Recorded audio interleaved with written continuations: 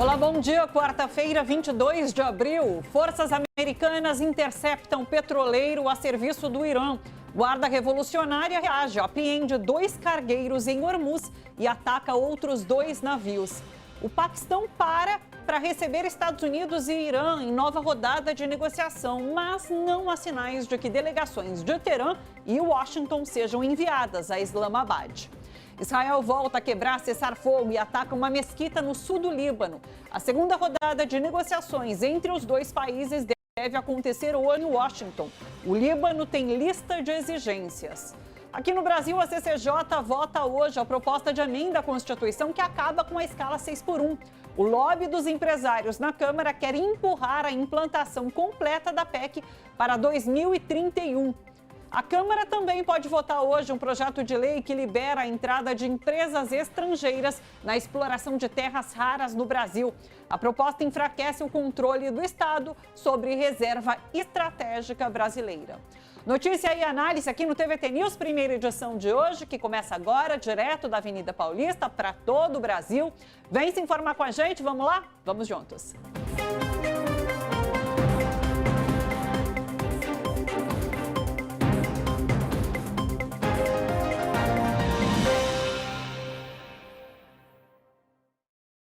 Islamabad, a capital do Paquistão, entrou no 3º dia consecutivo de segurança reforçada e bloqueios, enquanto espera pelas negociações de paz entre Irã e Estados Unidos. Mas o encontro previsto para esta quarta-feira foi adiado. Segundo o chanceler Abbas Araqi, Teherã não aceitará pressão militar como condição para negociar.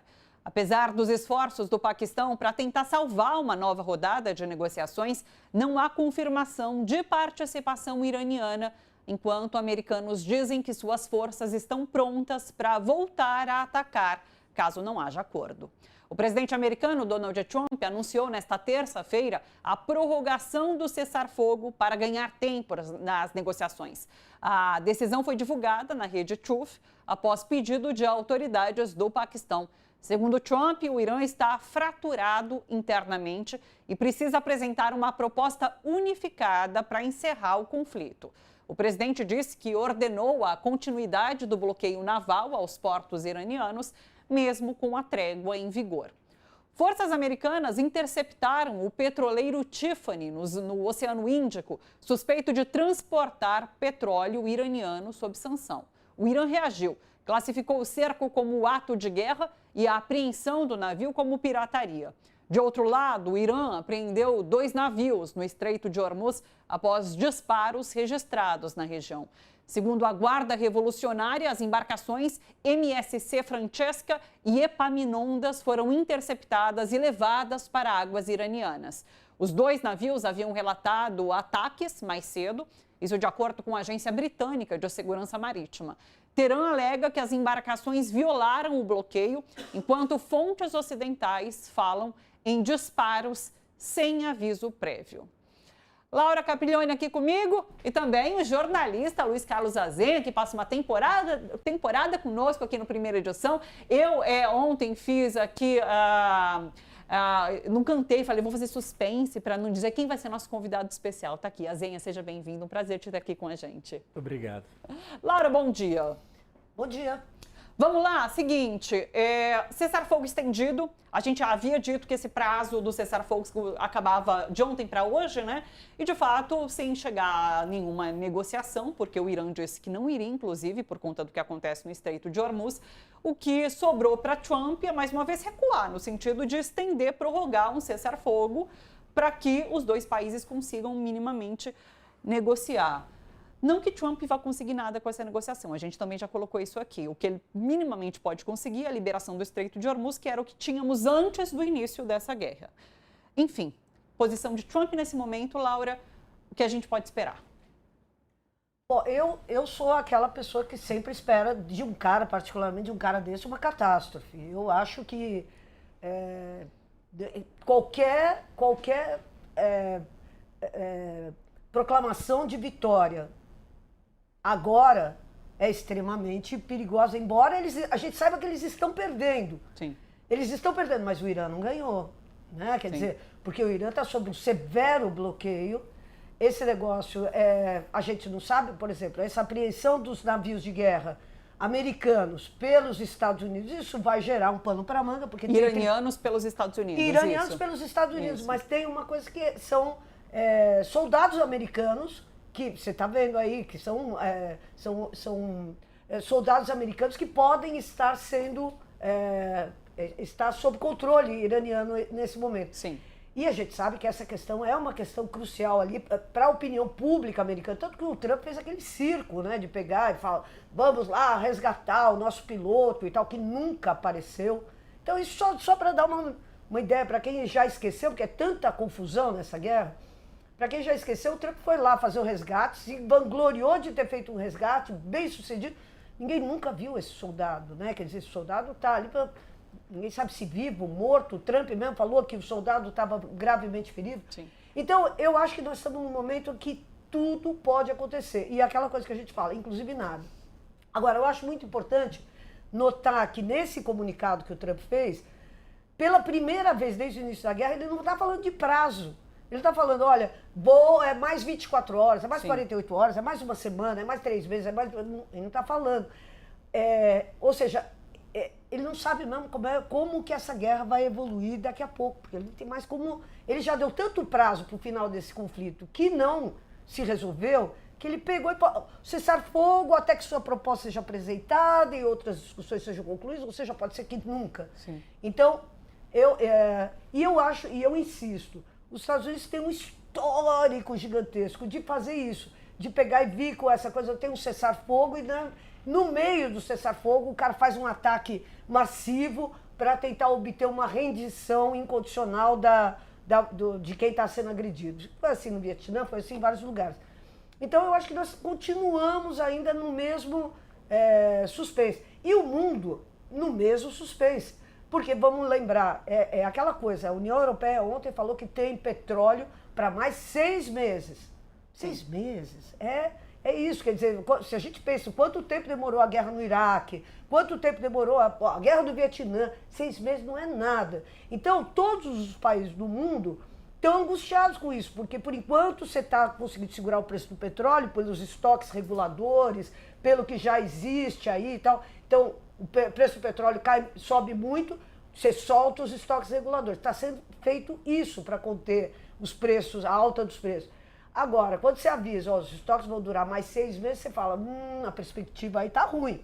Porque a hora que acabar isso, o preço do petróleo explode e todo mundo diz que o preço do petróleo vai explodir para níveis muito maiores do que foi na crise do Golfo, na crise do petróleo lá atrás. Então, é isso, quer dizer, é o mesmo impasse, mas é aquela coisa, o tic-tac está passando, os estoques, o petróleo está sendo consumido e amanhã, ou daqui a 6 meses, a gente pode ter uma imensa carência de petróleo no mundo. É a Europa que está com o inverno às portas, ou seja, vai precisar de combustível e está com os gasodutos com a Rússia cortados por conta da guerra com a Ucrânia. Então, assim, a situação da Europa é realmente muito crítica. Essa questão do cessar-fogo sem prazo me chamou muita atenção, porque é isso, olha, eu vou te matar, mas eu não tenho prazo para isso, ou seja, eu posso te matar quando eu quiser. É isso, né? Ele não deu prazo porque ele pode atacar a qualquer momento e não vai ter desrespeitado esse cessar-fogo que ele mesmo proclamou. Porque não há um prazo para isso. Então, é muito delicado isso também. É muito sensível esse cessar-fogo sem qualquer prazo. Azenha, quero te ouvir. O tempo joga contra o Trump, né? Vocês sabem que agora, em maio, começa a esquentar no Golfo Pérsico. E aí do ano passado, teve um dia em Dubai que marcou 56 graus. Então, vai vir aí... E o verão não é adequado para você fazer ação militar. E aí, o que o verão ajuda o Irã? Se o Irã, por exemplo, for levado a uma situação em que vá se defender a qualquer custo, ele pode atacar as usinas de dessalinização. São 400 usinas que transformam água do mar em água potável, que abastecem aqueles 6 países do Golfo ali. Sim. Sem essa água... A previsão é de uma catástrofe no sentido que as pessoas vão sair dos seus países para a Jordânia, para o Iraque, por exemplo. E o Irã ainda tem algumas cartas muito fortes na manga. Eu tenho um gráfico que eu pedi para colocar aqui na tela, que mostra o que o Irã promete atacar se houver uma retomada da guerra. Sim. Aqui, olha, naquela marcação em cima, é o segundo maior porto de combustíveis do mundo, nos Emirados Árabes Unidos. É por onde ainda sai algum petróleo para a Europa. Aqui, a entrada do Mar Vermelho, né, que pode ser controlada pelos Houthis do Iêmen. Sim. Ali, Iambu é um porto da Arábia Saudita, que a Arábia Saudita tem um gasoduto, então o pouco que a Arábia Saudita ainda está exportando é por aí, Iambu. E aqui em cima são as instalações da Aramco, da Arábia Saudita. Então, se o Irã fizer isso, e ele tem capacidade para fazer, aí nós vamos para uma depressão mundial. E assim, acho que vai haver uma grande pressão por um acordo de paz, porque está todo mundo sofrendo, gente. Eu passei agora, Thalita, por uns dias lá, umas férias no Nordeste brasileiro, diesel R$7, gasolina R$7,40, R$7,50. Ontem na Castelo Branco, R$7 a gasolina, R$7,10. Nossa. Nós não aguentamos isso. Não é só o Brasil. Você falou da Europa, o Brasil, isso Sim. vai encarecer o quê? O preço dos alimentos daqui a pouco. Então é ruim para o Trump também. Não é só, é ruim para o Lula aqui na sua campanha de reeleição, mas é péssimo para o Trump. Ele está em queda de popularidade. Sim. A gasolina está custando $4 o galão nos Estados Unidos. Eu vivi lá há muitos anos. Isso aí é uma marca, né? Assim, até $4, né? De 3 a $4 o galão. Então, assim, o Trump também, o tempo joga contra ele. Eu tenho a impressão que ele não colocar esse prazo é porque ele vai querer deixar coisas esmorecer e arranjar algum acordo. Eu opino nesse sentido. Prazo, inclusive, porque a guerra começou no dia 28 de fevereiro. A gente já comentou isso aqui. Trump tem 2 meses para fazer guerra sem o aval do Congresso. Passados esses 2 meses, ele precisaria do aval do Congresso. Então, dia 28, assim, a gente tem uma semana aí pela frente em que ele pode tentar resolver essa situação antes de passar o debate para o Congresso americano, e daí precisando do aval de congressistas. Deixa eu chamar para essa conversa agora o Vinícius Arnelli. Ele é professor de Relações Internacionais do Centro Universitário Unila Salle, do Rio de Janeiro, e membro do Centro de Estudos Árabes e Islâmicos, CEAI. Professor, seja muito bem-vindo, um prazer te receber aqui no Primeira Edição. Quero te ouvir sobre isso, tudo que a gente está discutindo por aqui. Bom dia. Olá, Thalita. Olá, Luiz. Olá, Laura. Muito obrigado pelo convite. Bom dia. É um prazer imenso estar aqui e espero poder contribuir para a conversa com vocês. Eu estou ouvindo vocês conversarem e estou aqui balançando a cabeça várias vezes com o que vocês estão falando. De fato, o que a gente tem agora é uma situação, né, de um impasse geopolítico. As duas partes não tem um problema grave, né? Elas precisariam ceder em alguma situação, alguma dimensão para que pudesse avançar algum tipo de acordo.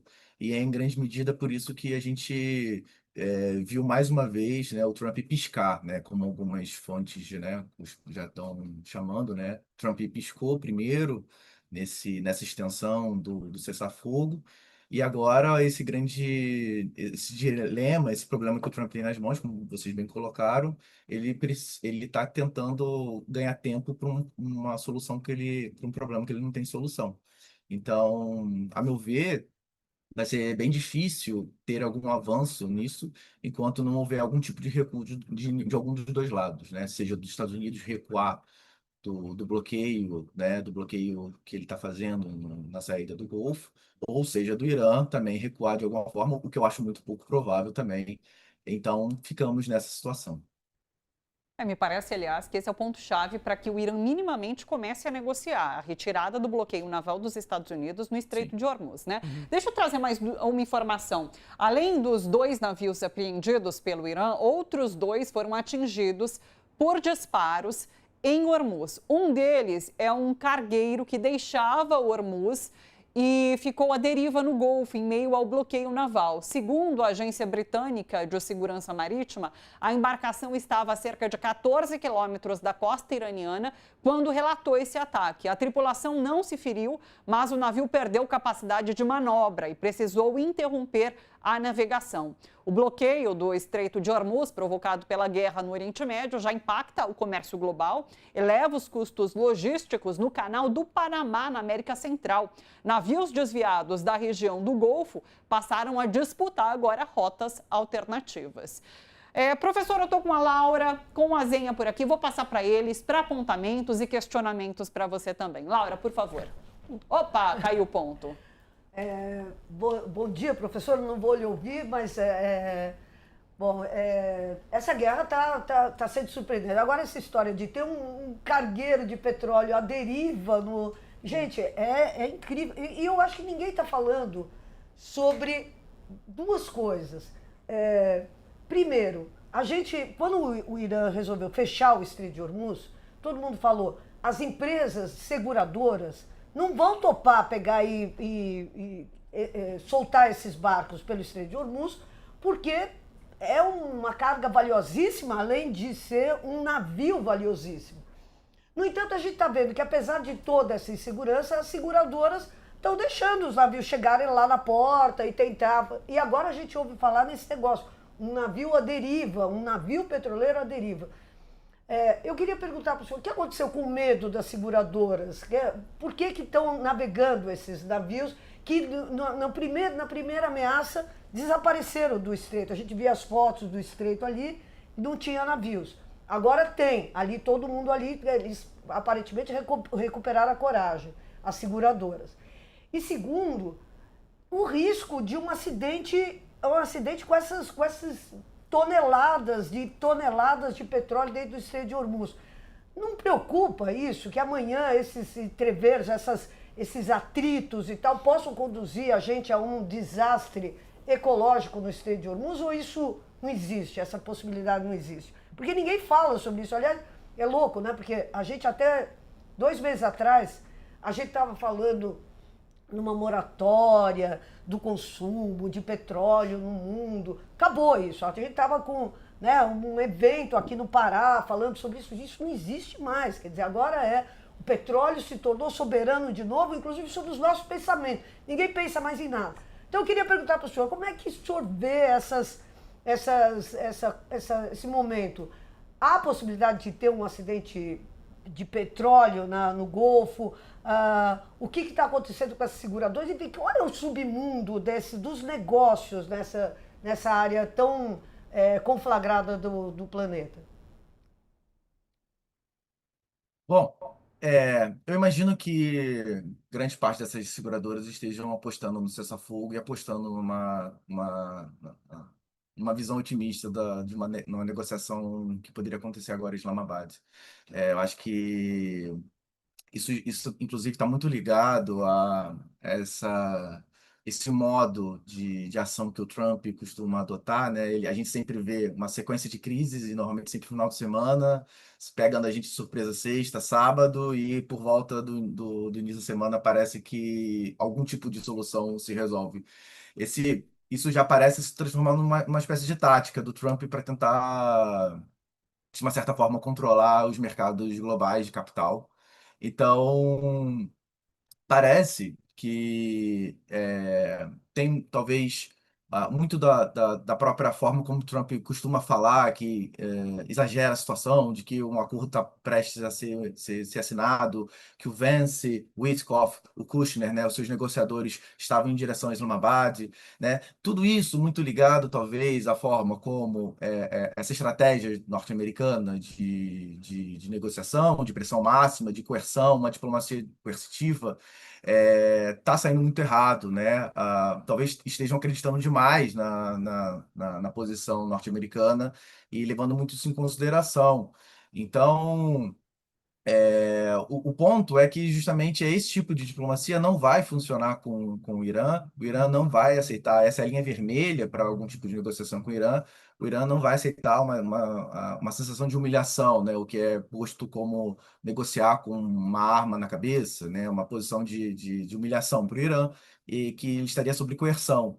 Então, acreditar demais nessa solução norte-americana talvez leva um pouco ao porquê essas seguradoras estão fazendo isso. E hoje talvez a gente possa ver uma mudança nesse cenário. Mas eu acho que a sua segunda pergunta, eu acho ela mais interessante, né?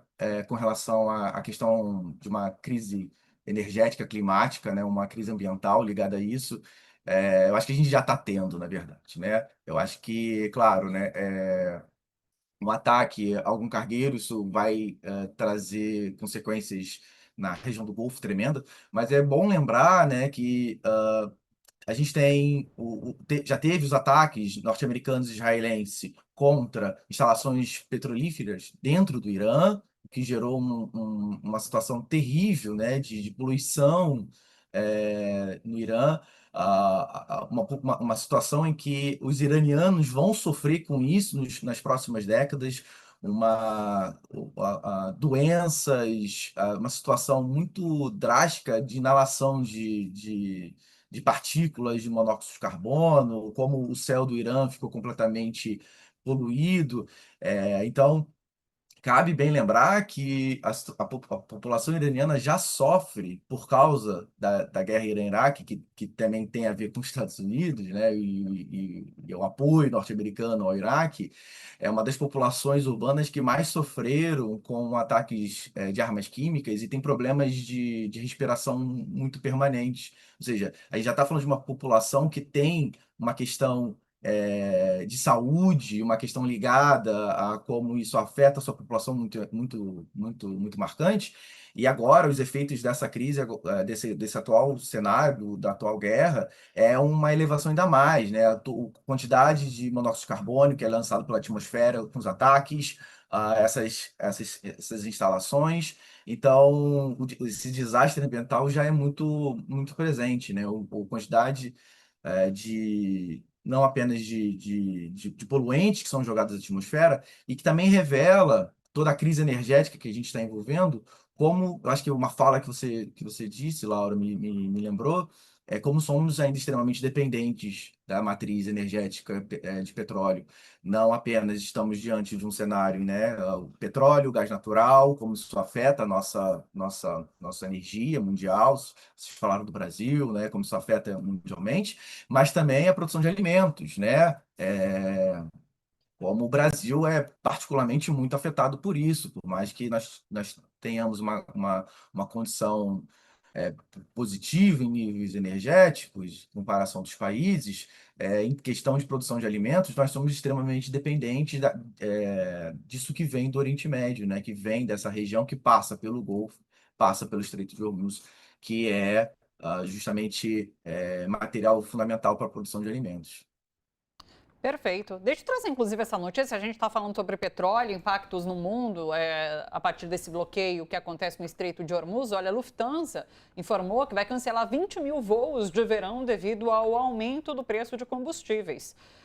Quer ver? O preço da aviação dobrou desde o início da guerra entre Estados Unidos e Israel contra o Irã, já que o conflito diminuiu a produção e transporte pelo Oriente Médio. Diversas companhias aéreas, a KLM França, a Delta, também reduziram temporariamente alguns voos, enquanto outras aumentaram os preços das passagens, repassando daí os custos aos clientes. Essa acho que é a primeira crise, viu, Thalita, que é da querosene de aviação, a primeiro impacto. Exato. Será esse da querosene de aviação, com produção menor, aumento de preço, aumento do preço das passagens, e o segundo ponto é o que o professor mencionou. O Brasil vai sentir isso mais para frente. Os agricultores americanos, que também usam muito fertilizante, já estão prevendo o aumento do preço. Então, o Trump tem muita pressão sobre ele neste sentido, porque, como o professor sabe, né, o Trump ele se elegeu dizendo o seguinte: em um ano eu cortaria o preço da energia pela metade e eu vou controlar o preço da cesta básica, que disparou nos Estados Unidos. Então, ele está sob pressão. Perfeito. Aliás, Israel intensificou os ataques no sul do Líbano, viu? E atingiu uma mesquita durante bombardeios aéreos em mais uma violação do cessar-fogo em vigor na região. Os ataques causaram danos significativos a infraestruturas civis, enquanto o governo israelense alega que os alvos são posições do Hezbollah. Em paralelo, os Estados Unidos confirmaram uma nova rodada de negociações diretas entre Líbano e Israel, prevista para esta quinta-feira em Washington. O presidente do Líbano, Youssef Aoun, afirmou que as negociações estão em curso para prorrogar o cessar-fogo em meio à continuidade dos ataques na região. A ONU disse que o governo não vai permitir ações que comprometam a estabilidade do país. O Líbano deve levar à mesa de negociação 4 exigências: o fim dos ataques israelenses, a retirada das tropas de Israel, a devolução de prisioneiros e a ocupação do exército libanês no sul do país. Daí a situação em paralelo ao que a gente discute no Irã, a situação no Líbano. Questionamentos para o professor? Posso passar direto para ele comentar a situação no Líbano? Quero te ouvir, professor, em relação ao que acontece no Líbano e perspectivas de uma negociação frutífera, porque é o que a gente está acompanhando. Apesar de um cessar-fogo em vigor, diariamente a gente tem notícias de ataques de Israel ao Líbano, com vítimas, inclusive. Eu pensei que o professor só estava pensativo, mas não. Eu acho que travou a conexão do professor. Vamos ver se a gente consegue retomar. É isso, né, pessoal? A situação do Líbano é gravíssima. O que acontece, acho muito difícil Israel concordar com essa perspectiva de retirada de tropas israelenses do sul do Líbano, já que a gente já comentou aqui, existe um projeto de Grande Israel que envolve parte do território libanês até o rio Litânia ali, que é o que está ocupado. O problema ali é que o presidente do Líbano, ele não representa o Hezbollah necessariamente. Tem isso também. Então, Não ele quer... mesmo, né? Não mesmo. Então ele quer colocar o exército libanês no sul, mas tem que combinar primeiro com o Hezbollah. O Hezbollah vai abrir mão de todas as suas posições no sul? Duvido. Então é muito complicada a situação do Líbano, porque é um país fraturado também, né, internamente. Sim. Então, esse presidente do Líbano fez um acordo com os Estados Unidos para desarmar o Hezbollah. Então, em tese, ele seria é difícil que ele seja o fiador de uma paz duradoura entre Hezbollah e Israel, porque Sim. ele não representa o Hezbollah. Mas ele é um garganta também, ele é um garganta que nem o Trump, né? Quer dizer, o cara que promete o que não poderá entregar, porque o problema não é que o Hezbollah está lá porque resolveu um belo dia, ele está lá porque ele resolveu, mas também porque existia um buraco ali, quer dizer, o Líbano, o Estado libanês, só manteve a sua integridade territorial por causa do Hezbollah. Porque o exército libanês não tinha nem condições de manter qualquer soberania sobre aquele território. E se não fosse o Hezbollah, aquilo lá já tinha virado Israel, ou uma área de amortecimento de Israel muito maior e já há muito tempo. Então ele está prometendo uma coisa: nós vamos controlar o Hezbollah, nós vamos o quê? Você não tem exército, bicho. E o Hezbollah não é invasor do Líbano. É importante dizer que existe uma população xiita que o Hezbollah representa que tem muita popularidade no sentido de conseguir defender o Líbano várias vezes de expulsar Israel de lá. Então. E tem uma coisa que tem um monte de refugiado palestino ali. Então Sim. não são só xiitas e tal, do que uma população tradicional, mas tem um monte de gente que foi deslocada pela guerra e que, obviamente, quer retomar suas terras e quer, obviamente, derrotar o exército de ocupação, no caso, que é o exército, as Forças de Defesa de Israel. Então, quer dizer, esse cara, ele está prometendo aquilo que não dá para cumprir sem a conversa com o Hezbollah. E o Hezbollah está apartado desse processo, dessas negociações. Que negociação de paz que você faz que você não põe um dos principais atores desse conflito? Não existe isso, né? E uma conversa mediada pelos Estados Unidos vamos também. Vamos fazer nós aqui uma reunião? Vamos fazer, gente, está resolvido, acabou a guerra. É isso. Acabou a guerra no Líbano, é isso. O professor Vinícius conectado novamente com a gente. Professor, discutimos aqui a situação do Líbano. Há uma conversa que vai ser feita entre a presidente do Líbano e Israel. No entanto, é isso que a gente comentava aqui, sem a presença de um representante, por exemplo, do Hezbollah, o que faz parecer que qualquer decisão que saia a partir daí seja de fachada, que não vá ter efeitos concretos realmente no que está acontecendo ali em território, não? Bom, primeiramente, desculpa, minha internet caiu e saí correndo aqui para tentar resolver. Bom, sem problemas. Com relação a Israel e Líbano, né, eu acho que vale a pena a gente até situar um pouco como que o Líbano entra como um teatro de operação, um teatro de pressão, uma parte importante desse conflito maior, que é o que a gente estava falando antes com relação ao Irã, né? Bom, primeiro, tanto o conflito do Irã com os Estados Unidos e Israel, eu acho que os dois lados estão. Grande parte do impasse que a gente estava conversando, né, lida muito com como os dois lados querem estabelecer as condições para o pós-conflito, para o pós-guerra, né? Qual vai ser a ordem do pós-guerra. Então, por isso que, por mais que os Estados Unidos, com um grande poder bélico, ele tenha conseguido realizar grandes estragos, né, com relação à capacidade iraniana, eu acho que grande parte dos comentadores, dos analistas, não acham que os Estados Unidos está ganhando essa guerra, né? Eu acho que isso a gente está bem claro.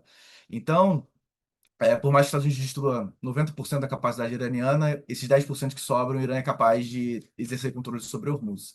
E aí entra uma parte importante que é o Líbano, né? Grande parte das negociações, além da exigência iraniana de recuo sobre o bloqueio no Estreito, também nós temos o Líbano nessa situação, a exigência, né? O pedido para o levantamento de hostilidades no Líbano, né? O fim de um conflito entre Israel no Líbano, que por si só, por mais que esteja conectado a esse conflito, é uma história à parte, né? Israel tem um passado no Líbano, pelo menos de invasão, de ocupação, pelo menos desde os anos 70, 80, né? Isso está ligado diretamente à criação do Hezbollah, né?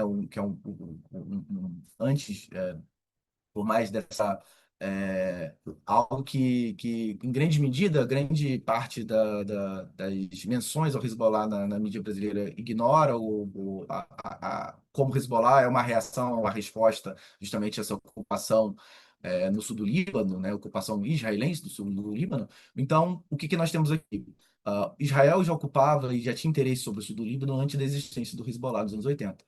Então, colocar, né, aceitar de partida a posição israelense, né, do regime de Tel Aviv, de que o que Israel está fazendo ali é justamente para eliminar o Hezbollah, neutralizar o Hezbollah, esse termo muito utilizado pelas agências de inteligência, né, neutralização, é acreditar no mesmo argumento que Israel utilizou em Gaza, né? De que a explicação do que Israel estaria fazendo em Gaza seria o Hamas. E o que, na verdade, para a gente entender o que Israel está tentando fazer, não apenas em Gaza, não apenas na Cisjordânia e no Líbano, mas também com o Irã, é um projeto regional de poder.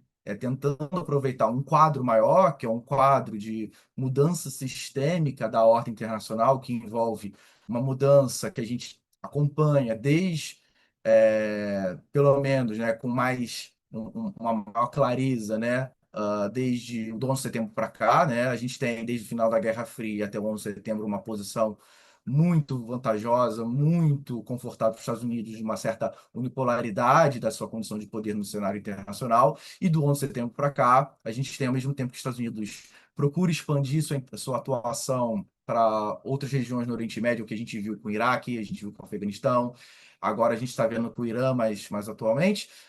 Os Estados Unidos têm perdido muito dessa posição de unipolaridade, quando a gente vê tanto esse. Eu gosto de dizer, né, o retorno, a reascensão, tanto de China quanto de Rússia, né, que são duas potências hoje, cada uma com a sua capacidade, seja sendo a Rússia, né, uma capacidade militar ainda muito presente. A gente está vendo com a guerra na Ucrânia, né, por mais que a gente tenha um outro tipo de congelamento de uma situação lá agora, a China é uma potência militar, mas sobretudo econômica, como a gente está vendo, né? A gente não vai entender a questão do Irã sem não colocar a China também na conversa, de uma certa forma. A gente pode falar isso mais para frente, se vocês quiserem. Mas, me atendo à questão do Líbano e de Israel, o Líbano, então, passa a ser a moeda, né? Passa a ser a exigência que os iranianos pedem, né? Nesse cessar-fogo. Israel, por mais que isso tivesse parte nos acordos de cessar-fogo, Israel vai aproveitar esse momento para aumentar ainda mais os ataques no Líbano, para tentar avançar no que agora a gente está chamando, né? Israel, é, talvez sem nenhum tipo de esconder de nenhuma forma, né, chama novamente de linha amarela, né, o mesmo termo utilizado em Gaza, né, uma linha amarela, uma certa zona tampão do norte de Israel com o sul do Líbano, uma área essa que estaria sob controle militar de Israel, e que o que a gente pouco fala é que não apenas essa área, segundo Israel, seria para evitar, né, ataques contra o seu território, mas o que pouco a gente fala é como essa área não se trata apenas do território físico, né? Ela se estende para o mar, para as águas marítimas. O que aí ajuda a gente a entender um outro elemento muito importante que também está dentro do cálculo israelense, que é a partir dessa expansão territorial, Israel passa a exercer um monopólio sobre a exploração de campos petrolíferos nesse marco partilhado com o Líbano.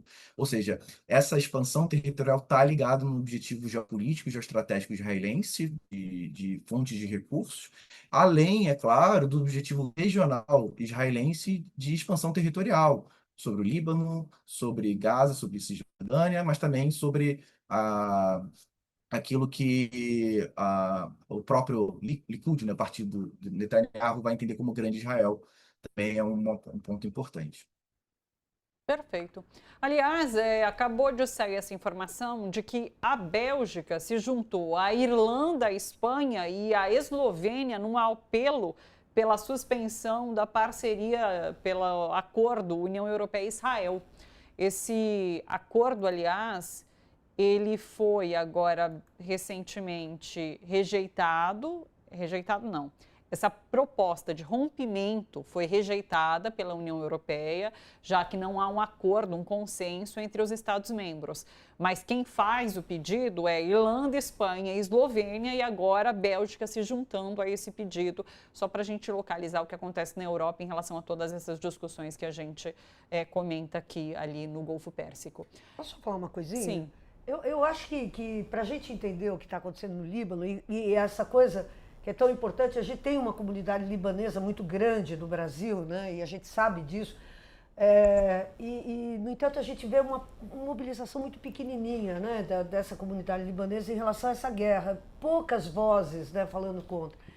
E se a gente for lembrar, quer dizer, para mim, um primeiro choque que eu tive, a minha experiência com Israel, numa posição de carniceiro, foi em 1982, no massacre de Sabra e Shatila, que foi cometido no sul do Líbano. E o massacre de Sabra e Shatila foi cometido, era um campo de refugiados, em que tinha um monte de refugiados palestinos e tal, não sei o que, e as forças israelenses cercaram aquilo tudo, aquele campo de refugiados, e entraram lá dentro as milícias maronitas libanesas, e mataram milhares e milhares de palestinos que estavam naqueles campos de refugiados. Então, eram libaneses maronitas associados, e tanto que depois se revelou que chegou à noite, estava a milícia maronita matando os refugiados ali, que eram a maior parte palestinos e xiitas, matando os caras, veio a noite, e os caras falaram, pô, não podemos continuar matando, porque estamos com problema sem luz. Estamos sem luz. E Israel mandou umas tochas, uns foguetes, para iluminar o campo, para eles conseguirem acabar o morticínio, o massacre de Sabra e Shatila, que foi uma das coisas mais chocantes. 1982. Então você via ali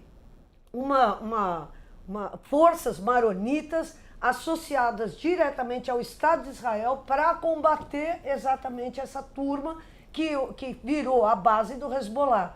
Então, você vê que o Líbano é uma sociedade fragmentadíssima, entendeu? E esse presidente do Líbano agora, ele é um maronita. Então, só para a gente entender que essas brigas étnicas, religiosas e tal, que no caso do Irã existem também, mas sob a hegemonia muito clara do xiismo, no Líbano não tem. Então é por isso que o Líbano o Líbano é uma tragédia no tempo, né? Eles constroem, tem uns livros lindos, assim, o Líbano destruído, reconstrói o Líbano, aí ele vira brilhante de novo, no minuto seguinte destrói o Líbano de novo e reconstrói. O Líbano é essa tragédia porque eles têm essa situação de estar sob pressão permanente de Israel, né? Porque Israel tem esse grande projeto de expansão, e tem uma elite venal que pega e se submete aos ditames israelenses. E aí tem uma resistência popular. Então é isso, quer dizer, é um país que está o tempo inteiro quebrado, diferentemente do Irã, diferentemente de outros países que fazem uma resistência muito unida e muito... que é a condição sine qua non para a vitória, né? Ou para conseguir enfrentar essas potências militares muito agudas, né? muito agressivas. Sim. Perfeito. Vou agradecer a presença do professor por aqui. Professor, muito obrigada pela disponibilidade, participação hoje aqui com a gente. Vamos manter contato. Um grande abraço, até uma próxima oportunidade. Eu que agradeço, fico à disposição. Muito obrigado pelo convite. Um abraço, professor. Até. Vou seguir aqui com a nossa pauta, que tem a ver um pouquinho com isso tudo que a gente está conversando. A Marinha dos Estados Unidos anunciou a chegada do porta-aviões nuclear USS Nimitz ao Rio de Janeiro. Ele faz parte da Operação Southern Seas 2026. A embarcação militar, que é a mais antiga em atividade no mundo, vai operar ao lado do destroyer Gridley, em exercícios com forças navais de 10 países. O Brasil está entre os destinos da missão, ao lado de Chile, Panamá e Jamaica, mas os detalhes da escala no Rio ainda não foram divulgados. A operação é o principal exercício naval dos Estados Unidos no hemisfério ocidental e prevê manobras, intercâmbio militar e a presença de autoridades a bordo do porta-aviões. Isso num momento que a gente discute guerra, defesa. Flávio Bolsonaro dizendo para Trump vir bombardear o Brasil. Então, é um momento nada oportuno para uma missão como essa.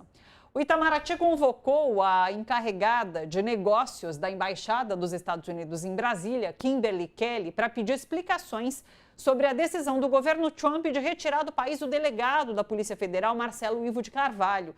A reunião durou cerca de 1 hora. O governo brasileiro cobrou esclarecimentos formais e avalia adotar o princípio da reciprocidade, com possível expulsão de agentes americanos que atuam no Brasil. A Embaixada dos Estados Unidos confirmou o encontro, mas informou que não comenta conversas diplomáticas privadas. Até o momento, Washington não apresentou explicações públicas detalhadas sobre o caso. Na segunda-feira, o governo americano anunciou a expulsão de Marcelo Ivo, alegando que ele teria tentado manipular o sistema de imigração para prender Alexandre Ramagem no país. O governo americano cita ainda que o delegado estaria estendendo perseguições políticas ao território dos Estados Unidos. A gente comentou brevemente, ontem, acho que a gente pode estender um pouquinho mais essa conversa hoje. Eu quero chamar para a conversa, inclusive, o Fernando Brito, jornalista que está conectado com a gente por aqui hoje. Fernando, quanto tempo? Você está bem? Cadê o Fernando? Tá aí. Olá, Fernando, tudo bem por aí? Eu tô sem seu áudio, peraí. É porque o Fernando estava acompanhando a gente desde o início do programa, viu? Tá ouvindo todas as nossas conversas aqui, mas tá sem o áudio. Agora eu desmutei. Eu estava quietinho aqui, observando o debate, né? Que, a rigor, a gente não consegue mais separar, fatiar o que é uma coisa e o que é outra, né? Essa ofensiva dos Estados Unidos sobre o mundo, né? Porque não é só no Irã, é no mundo, e ela transformou de novo, né, a vida num exercício permanente de polarização em relação a essas questões. Tá? Eu estava pensando aqui, né, em como essas coisas se encaixam. Veja, o que nós temos em comum entre as crises do petróleo criada pelo bloqueio do Estreito de Hormuz e a discussão que nós estamos tendo aqui sobre terras raras. O que existe de comum nisso aí? É claro que todas essas coisas são ligadas. Né? Ninguém sabia o que eram terras raras até 10 anos atrás. Né? Quem tinha muita recordação lembrava daqueles elementos mais à direita da tabela periódica, né? Que foi um custo para decorar em segundo grau. Então, o que está acontecendo?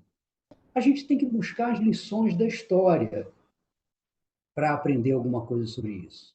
O que está acontecendo com essas nossas reservas que se comparam em matéria de importância econômica no futuro ao que o petróleo foi no último século.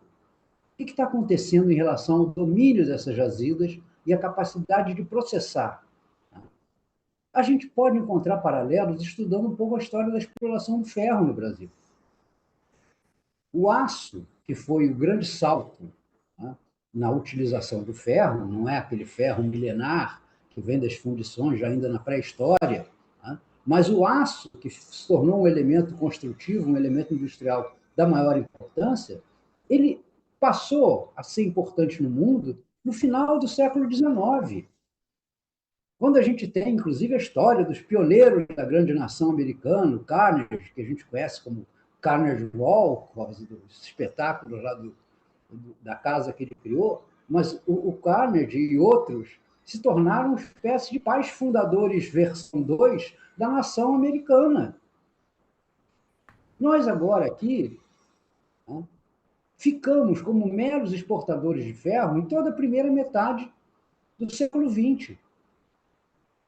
Deixamos isso por conta, né, dos donos da Vale do Rio Doce, que não se chamava Vale do Rio Doce, né, o famoso Percival Facquat, né, por conta de pequenas siderúrgicas que se faziam aqui, como a Belgo Mineira, a Barbará, né, enquanto o país importava aço pagando preços caríssimos e, com isso, inviabilizava todo o seu desenvolvimento industrial. O que foi só se pôde liberar, soltar, desamarrar com a criação da CSN, já no finalzinho da década de 40. E isso foi feito em cooperação com os Estados Unidos. A Siderúrgica Nacional, né, foi feita a partir de tecnologia e projetos norte-americanos, e dentro de um quadro onde se formou uma chamada Comissão Mista Brasil-Estados Unidos, que veio a originar, inclusive, o Banco Nacional de Desenvolvimento Econômico, BNDE, depois BNDES, porque o Brasil resolveu tomar o controle disso. E olha que coisa curiosa, em relação às terras raras, também existe a mesma coisa que aconteceu em relação ao aço. Getúlio Vargas desenvolveu uma política pendular em relação à Alemanha, então a Alemanha nazista, e aos Estados Unidos, para obter esses recursos, obter essa tecnologia, obter essa capacidade de produzir o aço, sem o qual o Brasil não conseguiria jamais se tornar um país, pelo menos, em industrialização. Agora é a mesma coisa. A polaridade se estabeleceu entre os interesses norte-americanos, que não têm o minério, e os interesses chineses, que têm o minério, e ambos têm a tecnologia de purificação e beneficiamento desse minério. O Brasil está no momento de tomar posições decisivas em relação à sua política externa. E aí, para mim, está um dos principais perigos desse processo eleitoral que se avizinha e que não se configura como um momento tranquilo na continuidade da política que nós temos hoje. Por quê? Porque a entrada eventual de um governo que seja não só dócil, mas submisso aos interesses norte-americanos, pode gerar consequências que, historicamente, vão além, muito além dos eventuais 4 anos que esse governo tenha mando no país. Nós estamos no momento em que as coisas se definirão. E vejam, né, operações dessa natureza não se revertem. Não houve condições, por exemplo, de reverter a venda da companhia Vale do Rio Doce. Nós, em vez de cuidarmos da galinha de ovos de ouro, que era o ferro, né, nós não fizemos nem como aquele casal da historinha que foi abrir a galinha para tirar vários ovos de uma vez. Não, nós vendemos a galinha. O que está em jogo agora é isso. Se nós vamos vender a galinha ou se nós vamos montar a nossa Fabergé para aproveitar aqueles ovos de ouro. Aliás, terras raras que estarão em discussão hoje na Câmara dos Deputados, que vota um projeto que cria política nacional de minerais críticos e estratégicos. Esse texto define regras para a exploração de terras raras e outros minérios essenciais para a tecnologia, para a energia, para a defesa. A proposta também prevê incentivos para ampliar a presença de empresas privadas no setor. Parte dos deputados alerta para riscos ambientais, cobra regras mais rígidas de controle e fiscalização. O debate ganhou força após a empresa americana USA Rare Earth anunciar a compra da brasileira Serra Verde, que é dona da mina de Pelaema, em Goiás. E essa compra foi de 2,8 bilhões de dólares. A operação intensifica a disputa global pelas terras raras brasileiras, consideradas estratégicas para a transição energética e a indústria de alta tecnologia. Vou passar para a Laura e para o Azenha e tentando unificar vários dos assuntos que a gente trouxe. Oi, complementa, Fernando, por favor. Só para completar, não vai sair essa votação, tá? E por uma razão trágica. O projeto não é ruim o suficiente para ser aprovado. Aliás, é uma sessão semipresencial hoje, já que a gente está em semana aí de feriado, então assim, nem todos os deputados, inclusive, estarão ali em plenário para debater, ou mesmo online para debater essa situação toda. Eu queria unir, então, essas várias últimas notícias no sentido de que a gente está falando, então, sobre Brasil, a disputa pela soberania no país, num momento em que, agora, recentemente, Lula teria uma conversa com os Estados Unidos.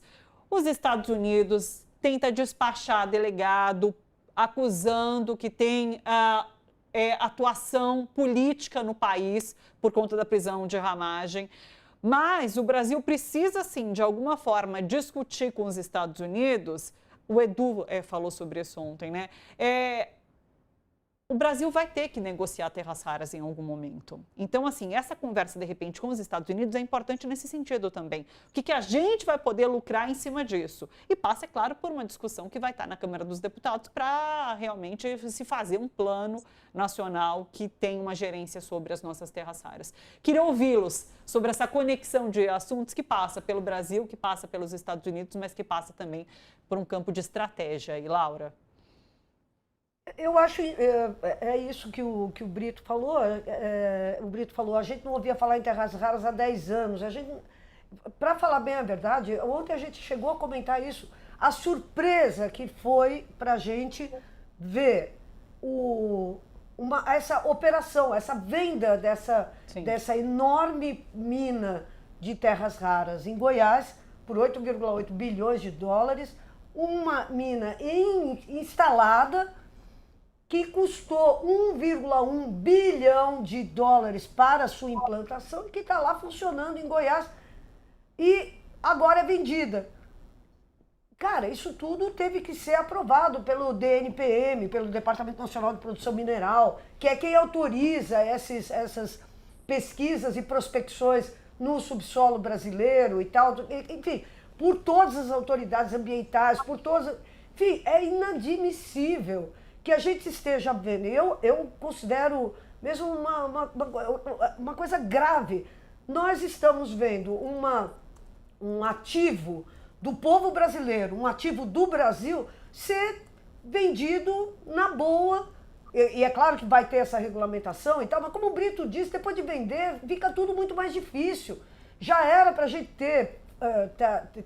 estar fazendo uma discussão muito mais profunda sobre o que nós pretendemos com as nossas terras raras. E eu acho que o Lula até tem sinalizado corretamente a questão, mas eu acho que não com a devida urgência. Sim. Porque o Lula tem falado isso. Nós temos terras raras, nós somos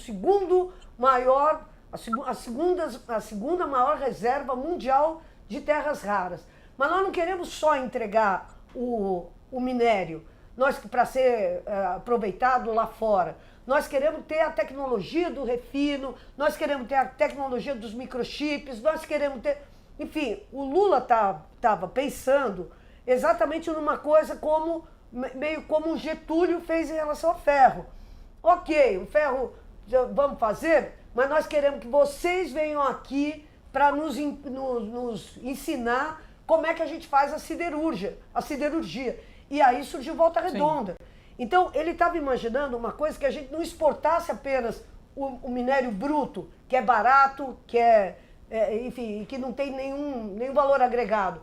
Ele estava querendo, o Lula queria que a gente pegasse e exportasse alguma coisa com valor agregado. Mas isso implicaria aportes e transferência de tecnologia para o Brasil, que nós não temos. Então, o que eu acho é o seguinte, o Lula estava falando correto, da maneira mais correta do mundo.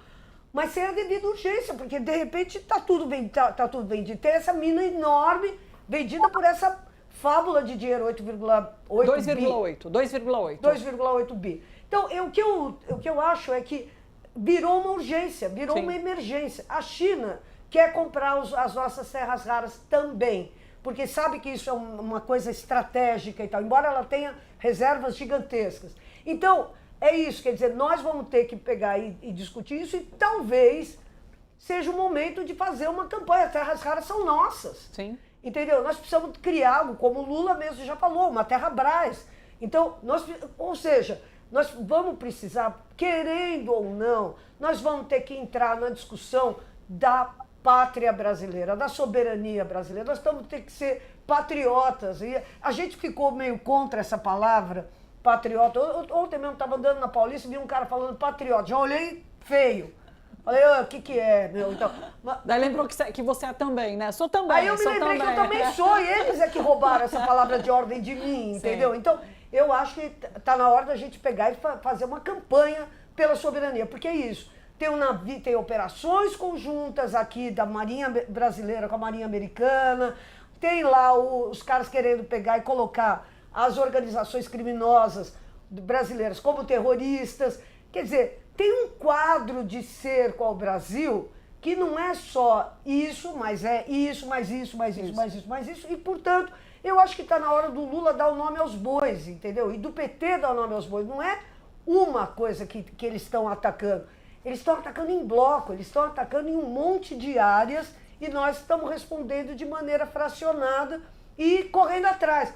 Agora, hoje vai ser votado. Pô, hoje vai ser votado e a gente, agora que está discutindo isso, então nós estamos atrasados, entendeu? Esse que é o lance. Eu acho que a gente precisaria estar fazendo uma discussão com a sociedade brasileira muito mais profunda, no sentido de pegar e resgatar aquilo que o Lula já falou. Nós somos os caras que defendem o Brasil, nós somos os caras que defendem o verde e amarelo, nós somos patriotas, nós somos.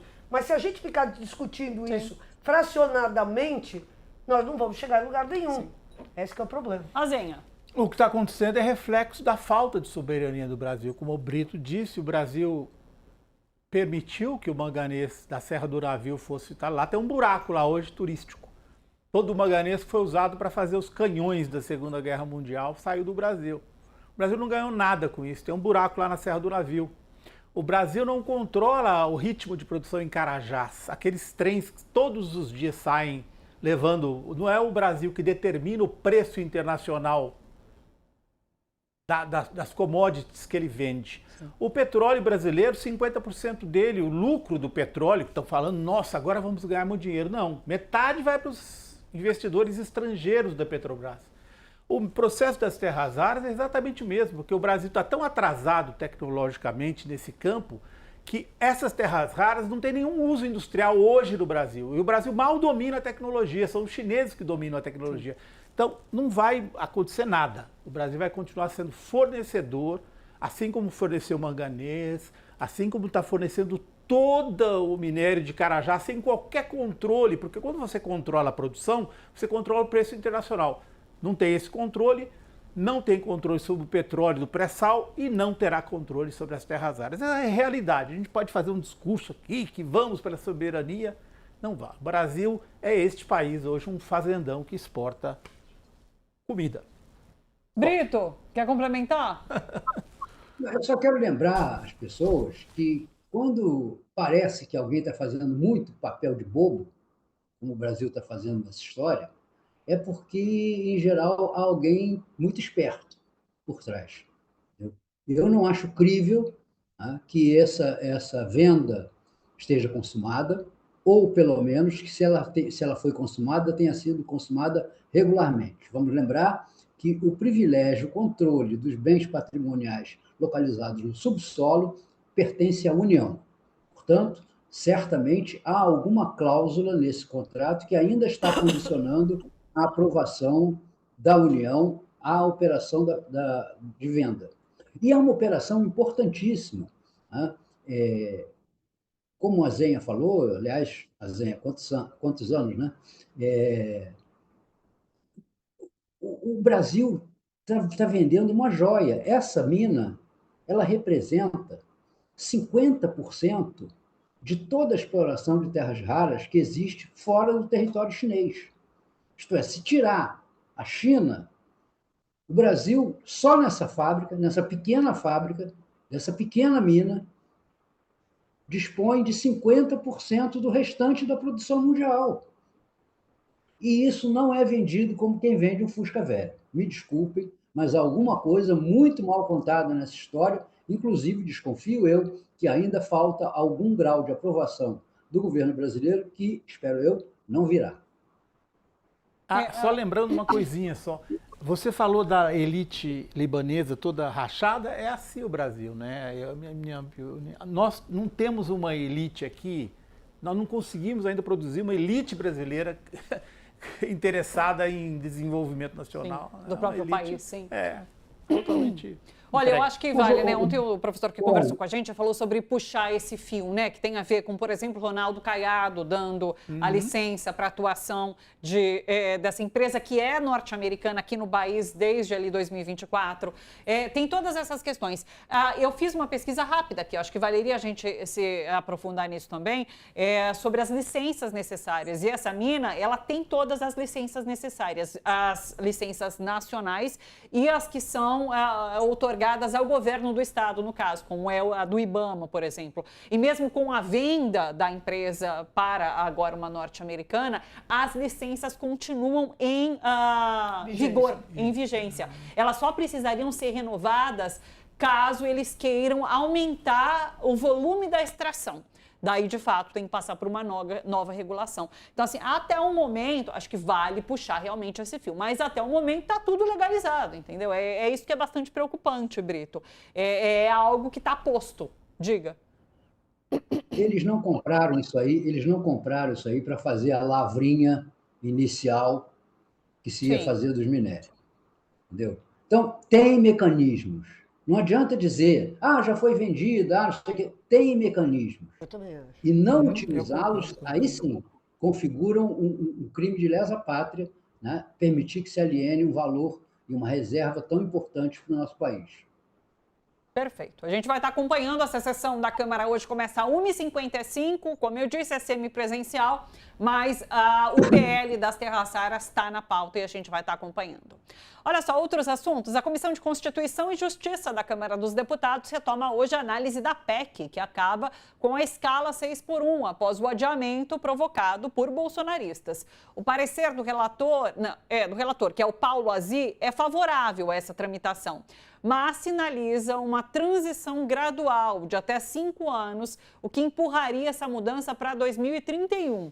A proposta enfrenta críticas de aliados do governo e de movimentos sociais que acusam o presidente da Câmara, Hugo Motta, de tentar desidratar a medida. Se aprovada na CCJ, a PEC segue para a comissão especial antes de ir ao plenário.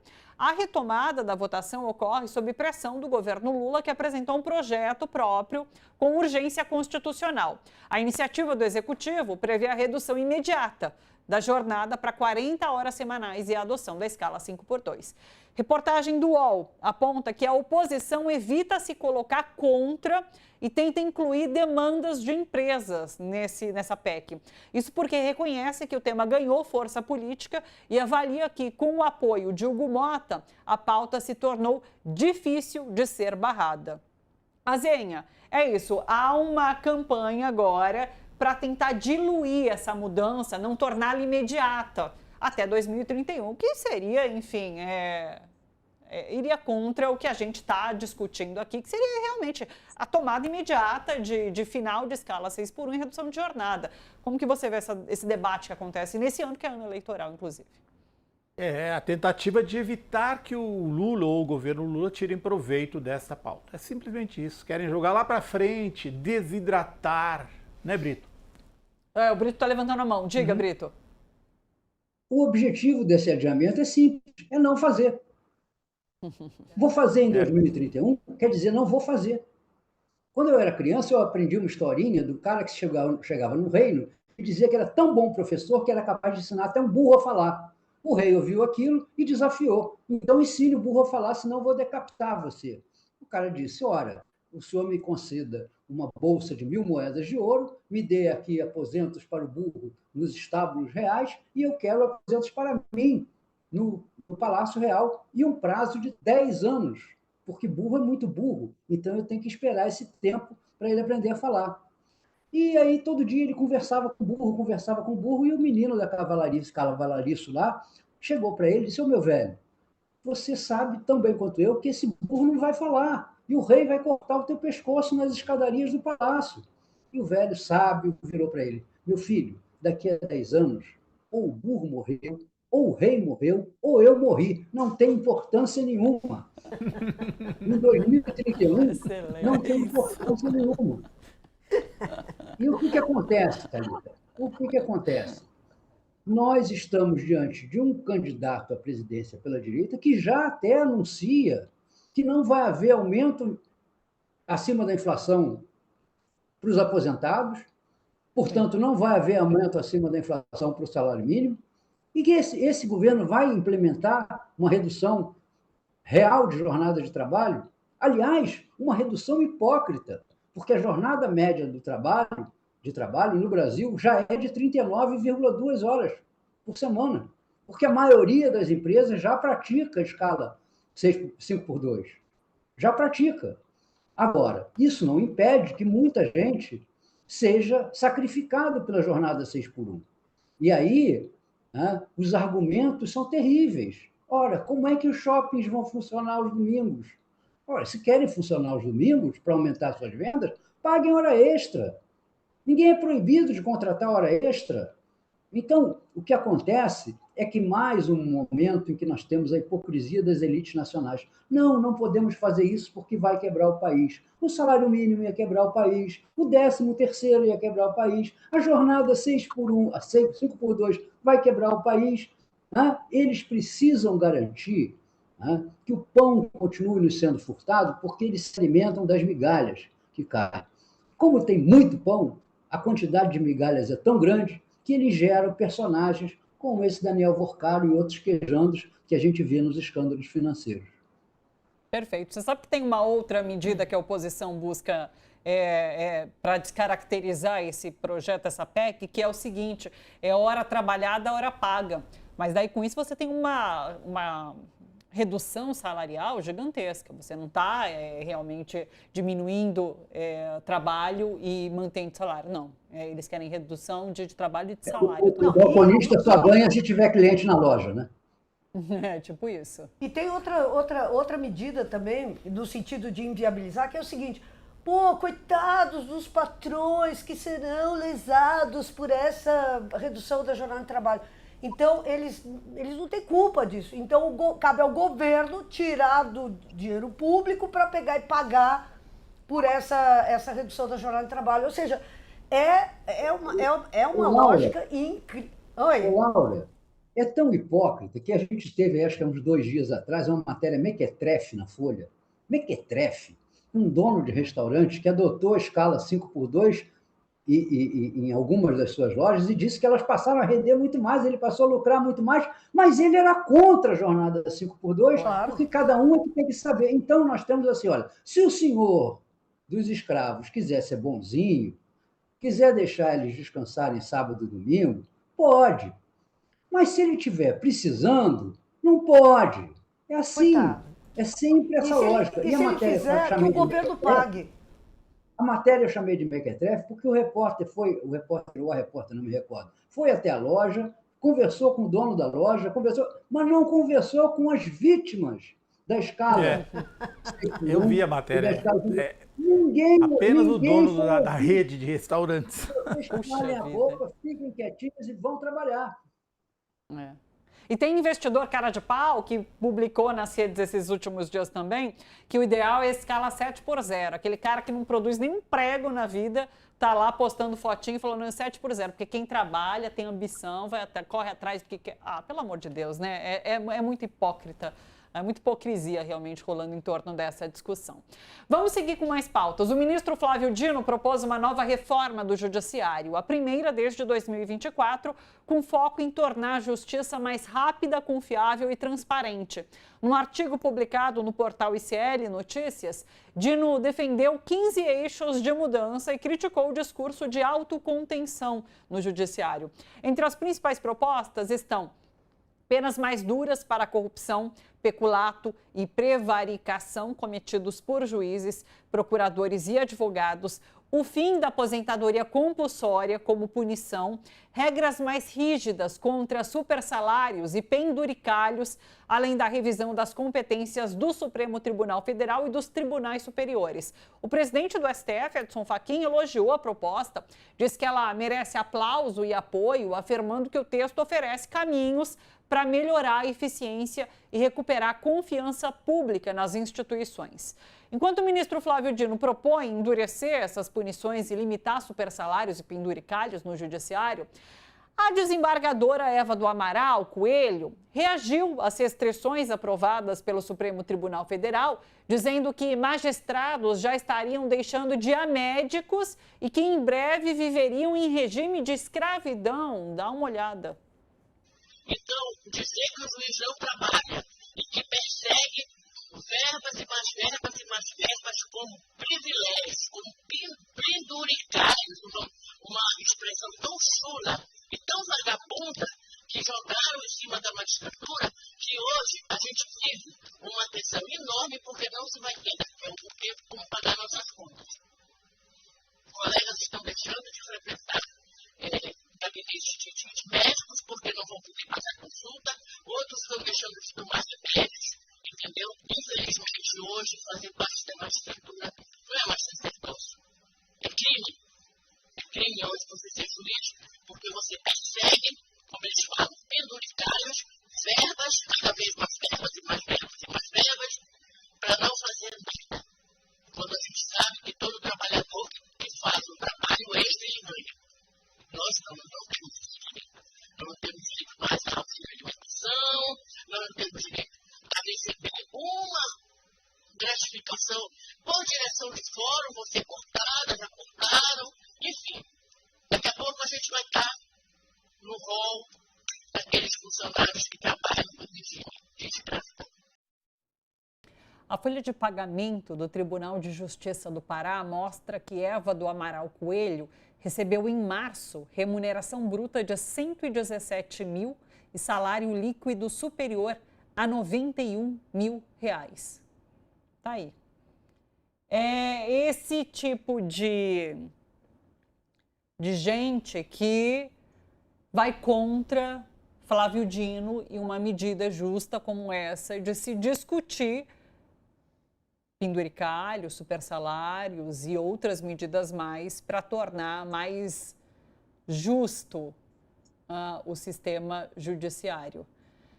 Pessoal. É tão chocante isso, é tão chocante a gente ver a mulher Desembargadora com Maria crucifixo. Antonieta. A mulher com crucifixo no pescoço e tal, falar é tão chocante. Você vê que essa é uma pessoa que não tem nenhum contato com a realidade do povo brasileiro. Isso que é mais louco, como é que uma pessoa dessa pode estar julgando alguma coisa no Brasil sendo uma alienada completa. De fato, ela deve estar com problema para pagar um psiquiatra ou alguma coisa, porque, como ela falou, eles têm dificuldade para pagar médico, porque o caso dela é um caso de alienação completa, tá fora da realidade, é uma pessoa que não tem empatia, é uma coisa de psicopatia mesmo, é uma coisa, é perigoso uma pessoa dessa que está julgando hoje, quer dizer, eu não tenho nem palavras para falar, uma pessoa dessa tinha que estar sob cuidados médicos mesmo, intensivos, para se proteger, inclusive, porque uma pessoa dessa fala uma bobagem dessa, mas que é tão revoltante, uma bobagem dessa, um lixo desse, ela não se protege, ela é uma pessoa perigosa para si e perigosa para o mundo. E a gente sabe como é que a psiquiatria trata quem é perigoso para si e perigoso para o mundo. Às vezes essa pessoa precisa ser contida, essa pessoa está fora de si.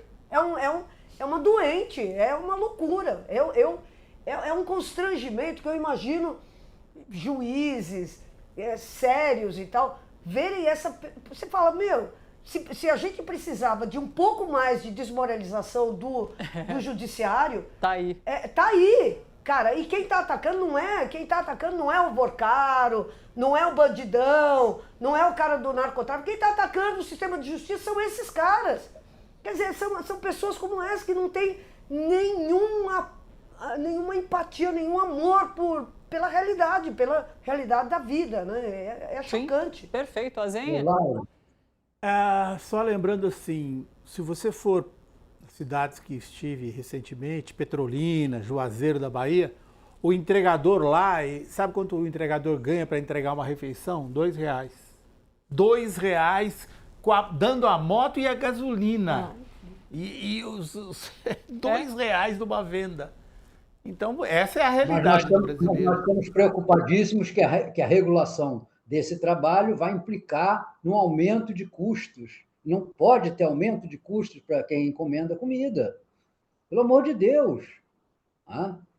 Ou a empresa que distribui e vende comida paga os seus entregadores, como era antigamente, as empresas que entregavam a domicílio, que faziam questão de escrever, entregamos a domicílio, ou você tem um pagamento decente por parte de quem vai encomendar a comida.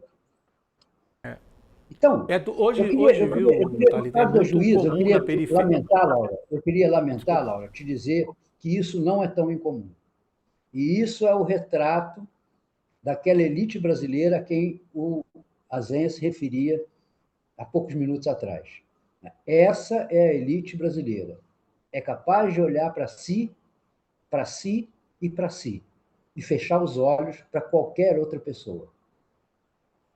Lembra, a gente deu um outro exemplo também, na época da discussão dos penduricários, de uma outra juíza que falou também assim, olha, a gente não está podendo comprar um carro. Ela deu também uns exemplos absurdos, assim, um descolamento da realidade gigantesco.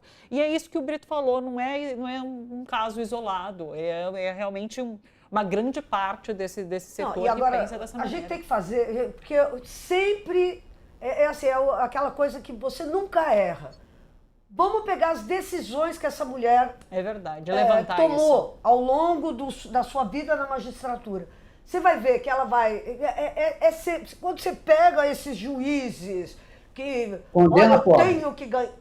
você vai ver, eu já fiz matéria sobre isso, é uma coisa chocante. Você pega o juiz e ele, que dá tudo para um fazendeiro, é o mesmo cara que pega e fala o seguinte... Você roubou um shampoo, você vai em cana, você vai pegar... porque nós temos que combater o crime. Então, vamos pegar a sentença. Amanhã eu vou pegar essa... Vamos fazer esse hoje. levantamento. Amanhã trarei para vocês, para a gente ver a sentença dessa pessoa aí. Eu sei que, infelizmente, isso não é a exceção. Infelizmente, mas é isso. É que o fato é que, com essa discussão dos penduricalhos e tal, pela primeira vez a gente está pondo a nu esse absurdo. E se não fosse o portal da transparência, ninguém ia saber nada sobre isso, porque até ontem isso tudo estava... E aí o portal da transparência, criado durante as gestões do PT e tal, não sei o quê, foi que permitiu que a gente hoje veja. Essa mulher agora estava vendo, nos últimos 12 meses ela ganhou R$1.200.000. Quer dizer, é isso, é essa vergonha. Eu prometo, amanhã eu trago as decisões da doutora Azenha, peraí. Peraí, deixa eu passar para a Azenha, depois o Brito fecha a discussão. Não, eu estava fazendo uma observação sobre coisas que eu testemunhei, que você vê que hoje você tem muito no Brasil pagamento por diária. Ninguém mais quer o teu... Você vai lá, é diária. Então, o cara não assume compromisso nenhum com você. Olha, você vai ganhar R$50 para limpar aqui essa mansão. Acabou. Essa é a realidade, a grande realidade do povo brasileiro, né? Porque tá todo mundo endividado, vamos falar a verdade. O povo no joguinho, desesperado. Por que o povo vai no joguinho? Porque é uma enganação, mas é a saída que o cara ocupa para tentar, que o cara tem para tentar uma saída para a vida dele. Tem esse Sim. lado também. E isso chocando com essa figura aí. Descolada total dessa realidade. Diga, Brito, fecha pra gente. O que eu ia dizer é que seria bom perguntar ao doutor Fachin se isso entra no Código de Ética da Magistratura. Se essa falta de sensibilidade humana, social, se essa despreocupação, desculpe, até esse tripudiar sobre o povo brasileiro, se entra no rol das coisas inadmissíveis num juiz. Nós aguardamos, como presidente do Conselho Nacional de Justiça, que ele também é, além de presidir o Supremo, que o doutor Fachin se pronuncie sobre essa manifestação da desembargadora Maria Antonieta. Precisa entrar no Código de Ética, já que é prova viva de que a autocontenção não funciona. Então tá aí. Não funciona, né? Então precisa entrar realmente. Pelo menos não na gula. Não na gula. Não. Brito, vou me despedir de você por aqui. Um beijo enorme, sempre um prazer te receber, viu? Tenha uma ótima semana, já é quarta-feira, né? Que a gente tá saindo de um feriadão. Então, bom final de semana por aí. Beijo pra você. Para você também, né? Para Laura, e um abraço saudoso no Azenha, que há muito tempo não vejo. Beijo, Brito, até. Vamos voltar a falar sobre esse cenário internacional. A crise econômica na Argentina tem ampliado a distribuição de comida em Buenos Aires, com filas cada vez maiores em cozinhas comunitárias e o aumento da procura por doações, inclusive em bairros de classe média. Organizações sociais relatam dificuldade para atender a demanda diante da alta da inflação e da perda de renda das famílias. Reportagens de veículos locais mostram que mais pessoas em situação de rua e trabalhadores precários passaram a depender de refeições gratuitas para garantir a alimentação básica. Uma pesquisa eleitoral na Argentina aponta a liderança do peronista Axel Kicillof Kicillof, é isso mesmo? Kicillof. Na corrida presidencial de 2027, com 40,4% das intenções de voto. Em segundo lugar, aparece o atual presidente Javier Milei, com 29,6%. O levantamento foi realizado pela consultoria Delfos entre os dias 10 e 14 de abril. Eu vou juntar tudo isso, a informação que a gente trouxe aqui na segunda-feira, Laura, de que a argentinos estão comendo carne de burro, e está tendo matança de gatos em bairros por conta realmente da fome que assola o país nesse momento. Azenha. Pombos, eles também estão comendo pombos. Hoje de manhã eu estava olhando nas redes sociais um influencer ensinando as pessoas, e eu pensando aqui comigo, gente, essa carne do pombo, será que é possível consumir pombo? É um animal que, em geral, transmite doenças quando vivo, né? E os caras estão comendo pombos. O influenciador mostrou lá, fazendo um churrasco de pombos. Sim. A gente passou por isso também no governo Bolsonaro, que eu lembro que quando estava naquela fase da fila de osso, né, das notícias, que inclusive voltaram a circular, né, recentemente, tinha canal que ensinava a fazer realmente a sopa de osso, a usar carne de segunda, isso. A crítica não vinha, mas as possibilidades diante da situação eram imensas, né? Era isso que se vendia. E é o que acontece hoje. Essa reportagem que a gente viu, essa é a da matança de gatos.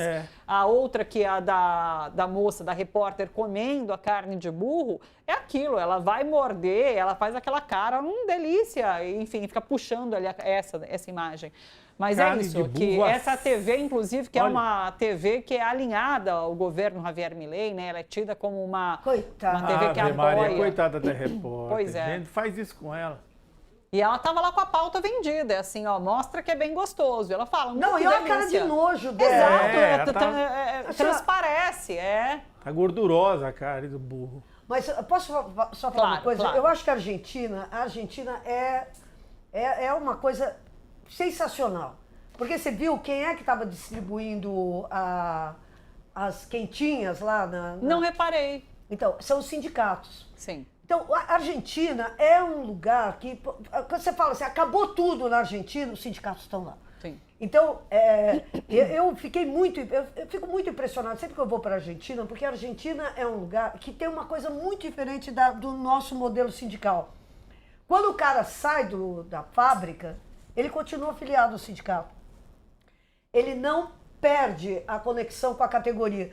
Então, por exemplo, a coisa que você mais vê, e isso você fala assim, mas de onde que vem a força dos sindicatos argentinos, já que desde a época do Menem, né, eles desindustrializaram o país totalmente, fecharam um monte de fábricas e tal. A Argentina, se o Brasil se desindustrializou, a Argentina se desindustrializou muito mais. Sim. E, no entanto, os sindicatos continuam sendo uma força. Por quê? Porque os sindicatos não desligam o cara quando ele sai. Ele fechou a fábrica, ele continua metalúrgico. Fechou, então, você vê nas manifestações o cara com aquela camiseta ou aquele abrigo do sindicato, aquele casaco do sindicato, que tem 30 anos, sabe aquele agasalho teu da escola que você guardou? E é assim a Argentina. Então, se você for ver aí nessas cenas e nas cenas que estavam passando, quem está distribuindo são os sindicatos. E eles têm essa rede de apoios e rede de solidariedade que funciona nos bairros. É muito impressionante isso na Argentina, que é uma organização por bairros mesmo, que tem o comitê peronista, que tem lá as pessoas que pegam e continuam homenageando a Evita Perón. É muito louco. A Argentina não é para amadores. Todo mundo fala que o Brasil não é para amadores, a Argentina também não é. Porque é isso, consegue continuar a ter. E o Kicillof, que é esse cara aí que aparece na frente do Milei, esse cara é maravilhoso. Ele é muito bom, é o governador da província de Buenos Aires, que é a mais... Que é a mais importante, a que concentra que concentra maior população, é um jovem, é um herdeiro da Cristina Kirchner, ele é do movimento de juventude que a Cristina Kirchner criou. Então, cara, estamos falando de um país que está reencontrando a esperança, entendeu? Sim. Quer dizer, porque ele é um quadro muito bem preparado, mas muito bem preparado, e um quadro de esquerda mesmo. Então, sim, eu vejo com muita alegria, entendeu? Esse começo de recoesionamento da Argentina depois da tragédia da eleição do Milei. A situação econômica é muito difícil. Hoje, a Whirlpool, que é uma empresa americana, transferiu toda a produção dela, tirando da Argentina aqui para o Rio Claro, do interior de São Paulo. Então, esse processo de degradação industrial da Argentina é um contínuo que vem de muitos anos de instabilidade econômica, inflação. Sim. Eles passam por uma crise. Não, eles passam por uma crise. Você viu que aquela cerveja argentina que todo mundo tomava... Quilmes. Os caras estão fechando a fábrica da Quilmes. Quer dizer, sabe assim, símbolos mesmo que tem a ver com o consumo popular. Sim. Né? Porque a cerveja é o consumo popular. A cerveja Quilmes fechando as portas. Então é um negócio, é um país que está enfrentando uma crise tremendamente absurda, mas tem essa história de resistência do movimento operário, do movimento popular na Argentina, que é isso. Os caras... Bom, vamos lembrar, pior do que o Milei, foi a ditadura argentina que matou 36 mil pessoas. E acabou, os caras derrubaram a ditadura, puseram todos os generais em cana, quando a gente estava aqui falando, vamos com calma, eles puseram todos os generais em cana e conseguiram pegar e fazer, voltar o povo às ruas. Sim. Então, Argentina, calma, para quem previa que acabou, tem muita coisa ainda que vai rolar. Agora, enquanto isso tudo acontece no país, essa situação se instala no país, Javier Milei está em Israel. Isso. Ele, na segunda-feira, se reuniu com Netanyahu. E de ontem para hoje, tem imagens nas redes dele cantando num show pelo Dia da Memória em Israel, se eu não me engano. O Titanic afundando e ele... Isso, e ele fazendo show em Israel. Mas é muito interessante, porque logo que Javier Milei assumiu, a gente citou o quanto... se questionava em relação a quanto tempo demoraria para que, inclusive, ele fosse derrubado da presidência. Isso não aconteceu. Então, assim, ele tem um índice baixíssimo de aprovação, está com uma rejeição crescente. As pesquisas eleitorais, a eleição que isso acontece no ano que vem, já mostram ele derrotado, mas mesmo assim ele está lá. A crise social é muito intensa, né? Sim. Crise social intensa e, assim, credibilidade zero. A Argentina foi salva pelo FMI, pelo dinheiro que o Trump deu a ele. O Trump é que sustentou O que resta de popularidade dele foi sustentada pelos grandes empréstimos renovados, inclusive do FMI, que está segurando a Argentina fora da bancarrota. Mas a crise social está muito parecida com aquela do início dos anos 2000. Exatamente. Né? Está cada vez mais parecida, não é? É isso. Pessoal, Laurazinha, muito obrigada. Volto a encontrá-los amanhã. Até lá, beijo para vocês dois. Será? Até.